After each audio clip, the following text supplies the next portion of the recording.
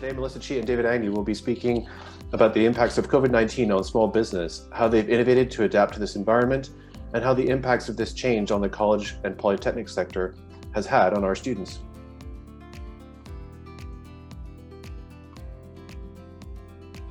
You know, when I look at small business and the impact, I always say disruption always creates opportunities. And I think, it's often through these crises that we see solutions to quite long-standing systemic problems. And I think small business really has come out to really shine through the pandemic. There have been, obviously, I think a number of small businesses that have been negatively affected. And I think, if we look at what Venture Lab sees and where we focus, we typically focus on tech.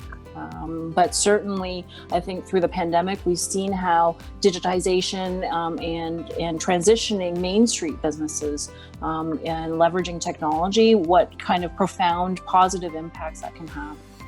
Yeah, certainly. I share your view that if somebody was struggling before, this was going to be unfortunately probably the fatal blow.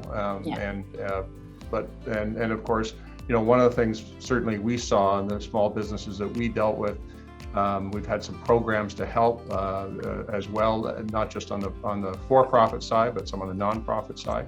And we know this. The challenge for small business owners is often, the depth of their own, financial resources, but also their human resources. And they don't have the broad array of skills that big organizations can tap into. So that's where some of us can be of help. I think whether we're educational institutions in the polytechnic model like Seneca, or of course government programs, but of course organizations like Venture Lab who have that kind of deep expertise.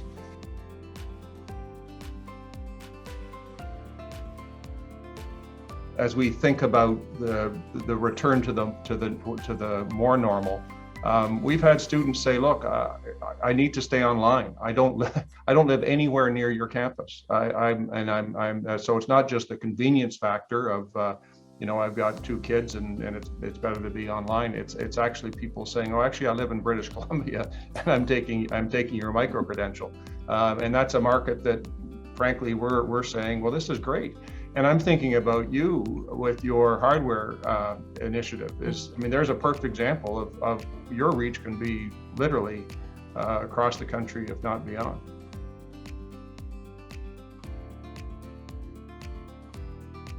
There's been great opportunities, great initiatives that have launched, but I am a believer, as you know, of action-oriented approaches. And so this is a systemic problem that has existed well before the pandemic, and the only way to kind of change it, I think, is really actionable change, right? So not just getting on a podium and talking about it, but really taking the smaller steps within your own, whether it's your or mine or other organizations, to really evaluate what your baseline is. And so that's what we've done in the last, two years. And then I think the other piece that we've seen is the Government of Canada, which I think you're also very familiar with. The government has put out a 50-30 diversity initiative, and hundreds and hundreds of organizations across the country have signed up for that. So I think that's a positive signal in the right direction.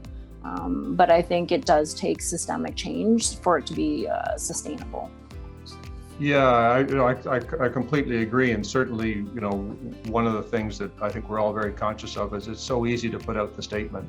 It's and put up the values on the wall. But you've got to demonstrate it. You've got to live it. You've got to and you've got to be open about where the shortcomings are. That's right. And I think we feel a particular burden and responsibility.